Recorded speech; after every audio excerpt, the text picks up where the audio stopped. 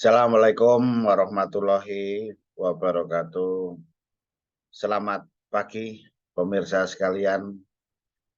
Salam petani di Indonesia. Bapak Ibu sekalian, di pagi hari ini saya akan biasa merespon pertanyaan yang muncul ke saya, yaitu berkaitan sebenarnya ada dua hal, tapi sama masalahnya. Ini pertanyaan sulit, Pak. Saya mau memupuk kelapa sawit saya, tetapi karena lama, ini di gudang setelah saya cek ternyata sudah kadaluarsa pupuknya, sudah expired.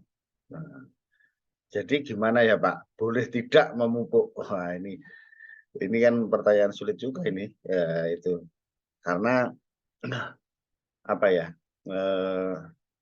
Karena memang waktunya itu masih lebihnya itu sedikit gitu, hanya 1 bulan misalnya. Jadi saya akan menjawab secara umum, termasuk ada pertanyaan yang demikian, yang untuk pestisida. Pak, saya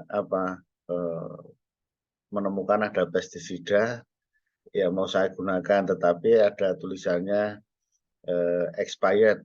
Itu bagaimana? Boleh tidak? Nah, boleh tidaknya tergantung sampean, tapi kan itu nanti manfaat yang diperoleh optimal tidak, kan begitu.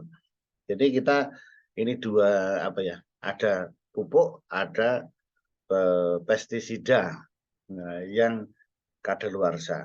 Itu bagaimana mensikapinya? Jadi Bapak Ibu sekalian, kedua bahan ini nanti kita bahas ya. Kenapa di kedua bahan ini itu ada yang namanya kadaluarsa atau expired. Nah, itu kenapa dicantumkan sekarang ya? Penting itu, apalagi untuk mengurangi pupuk palsu, pestisida palsu. Makanya diberikan tanggal expirednya, kadaluarsanya. Jadi kita jawab dari filosofinya dulu. Kenapa demikian? Tentunya dengan ditulis masa berlakunya atau lifetime-nya itu mempunyai maksud supaya bagus, supaya efektif. Artinya apa? Kalau semakin dekat dengan tanggal produksi, itu berarti masih fresh, masih bagus. Ya. Jadi dari filosofinya dulu. Ya. Jadi ya diberikan expired itu supaya menjamin bahwa produk itu masih bagus. Jadi semakin dekat dengan tanggal produksi, berarti masih oke, masih fresh. Itu kira-kira jaminannya begitu. Jadi pasti kalau lebih dari tanggal expired kadaluarsa berarti akan berakibat tidak bagus. Nah, gitu. Tidak bagusnya bagaimana? Ini yang harus dijelaskan, ditanyakan sebenarnya. Ya, jadi nanti sebenarnya kita pilah-pilah ya. Ya, jadi ada tanggal produksi, kemudian ada masa expired, kemudian ke belakang terus, kan gitu. Pengaruhnya bagaimana terhadap tanaman-tanaman kita? Ya, itu baik pupuk maupun pestisida. Nah, jadi itu yang filosofinya. Nanti kita menjawab, karena saya juga termasuk ini ditanya produk saya itu yang tentang feromonas ini, feromon juga masalah expired ini. Nah, gitu. Jadi nanti kita ceritakan sejarah-sejarahnya bagaimana produk-produk saya juga tentang expired ini. Jadi yang perlu di garis bawahi bahwa garis itu jelas ada di expired.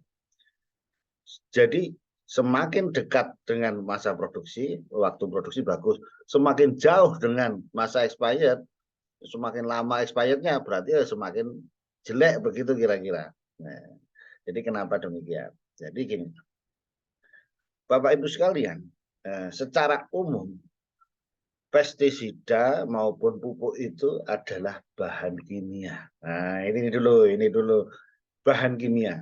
Dan bagaimana cara pembuatannya? Nah, ini perlu diketahui, ya, perlu diketahui. Jadi hampir sama ya pupuk sama pestisida itu secara garis besarnya.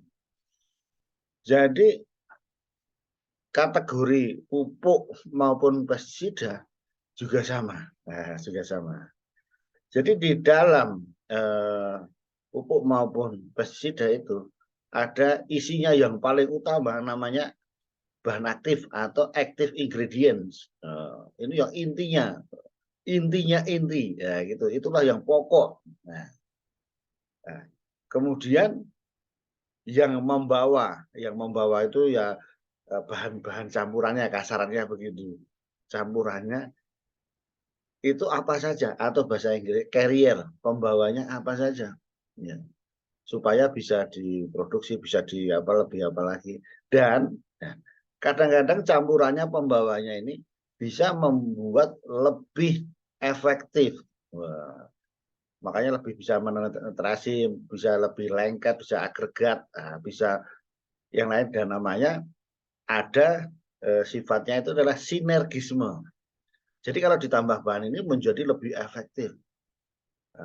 Lethal dose-nya kalau insektisida menjadi naik, LD50-nya naik. Itulah komposisi dari pupuk maupun apa, itu adalah bahan kimia. Yang tadi bahan aktif ingredientnya ditambah dengan carrier, pembawa, campurannya, kira-kira kan gitu. Itu sama. Oleh karena itu, karena ini reaksi kimia, nanti memang pembagiannya kan pupuk, Pak, pupuk ada pupuk organik juga. Pestisida juga ada pestisida apa biopestisida, sama-sama bio ada. Kemudian ada biofungisida, bioinsektisida. Nah, jadi hampir sama. Makanya kita bahas dulu yang anorganik, yang kimia dulu, yang lebih kimia. Jadi di dalam pupuk maupun pestisida itu merupakan reaksi kimia, dan itu ada kelas-kelasnya. Ada kelas 1A, ada kelas 2 dan sebagainya.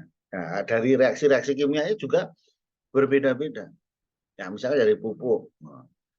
Pupuk nanti dalam bentuk garam. Nah, karena itu garam misalnya nanti ada KCl-nya, ada apa kayak gitu. Itu merupakan reaksi kimia, reaksi kimia. Karena tadi bisa menambah efektif, yaitu sinergisme. Ya, gitu. Menambah lebih efektif. Oleh karena itu, dengan masa yang lama, nah, semua itu kan mempunyai lifetime, mempunyai masa efektif, masa hidup gitu loh. Ya, jadi kalau kita contoh yang di masa umum lah, itu roti, kita beli roti, beli makanan itu juga ada expirednya. Ya, karena nanti bisa lebih dari itu berjamur, dimakan berbahaya kan gitu. Jadi semua itu ada masanya, ada waktunya. Wis wayahe ono wayahe kan gitu. So, kita beli mobil, bannya juga ada masa expirednya. Ada di mobil juga ada apa beltnya itu, mobil lama ya, beltnya itu juga waktunya kalau udah 60.000 harus diganti, kalau enggak resiko nanti putus sendiri. Karena semua masih ada masanya. Demikian juga pupuk maupun pestisida. Ya, itu. Jadi sekarang kalau semakin lama itu kalau berubah, nah kalau semakin lama kan berubah. Berubah itu menyebabkan itu tadi tidak efektif, mengurangi konsentrasi, mengurangi kandungan. Nah, jadi yang penting setelah expired itu yang berubah apanya? Berubah bisa ditandai dengan bentuk, karena reaksi kimia ya, warna, bentuk dan warna. Akhirnya apa efeknya? Karena reaksinya juga berubah, jadi tidak efektif. Karena apa? Harusnya sinergisme menjadi antagonisme. Kan begitu. Contoh, pupuk urea sudah terlalu lama expired, harusnya mawur. Wah, jadi enggak, warnanya tidak putih bersih gitu. Udah. Kemudian eh, SP36, wah, juga berubah warnanya. Eh, KCL, wah, juga gitu. Wah, jadi membatu, wah, seperti kena semen air. Jadi itu berubah bentuk, ya kan gitu, berubah bentuk. Nah, akibatnya tidak efektif. Nah, jadi kan perubahan-perubahan itu karena sudah ada masa waktunya. Apalagi, nah ini sekarang kita bahas berikutnya. Apalagi yang bentuknya makhluk hidup organik. Kalau organik itu di dalamnya biasanya ada makhluk hidupnya atau pupuk hayati misalnya, atau bio fungisida, bio insektisida, di dalamnya ada makhluk hidupnya. Ada jamur trichoderma, ada beveria, ada metarizium, tentunya itu makhluk hidup. Nah, di dalam karirnya makanannya terbatas, makanya efeknya apa? Setelah masa expired, populasinya turun, yang harusnya 10 pangkat 8, 10 pangkat jadi turun 10 pangkat 5, misalnya begitu. Makanya ditambah lagi substratnya, makanannya, karirnya, pembawanya. Nah itu. Jadi semakin lama pasti ya semakin berkurang, namanya ada masanya, ada waktunya. Jadi apalagi yang makhluk hidup tadi, salah penanganan aja juga semakin mempengaruhi. Yang pertama tadi kan memang bahan kimia. Jadi Pak, ini pertanyaan yang ke feromon ke saya tadi pernah. Pak, ini kan kimia itu di alam sudah ada. Masa expirednya ada Pak, kan gitu. Ya, tadi yang jelas itu karena ada reaksi kimia, ada yang itu. Tapi kalau semakin pure, semakin prekursor, semakin bahannya itu sedikit dan itu alam apa ya, dari alam yang tidak dicampur-campur. Ya, memang itu lifetime-nya semakin panjang.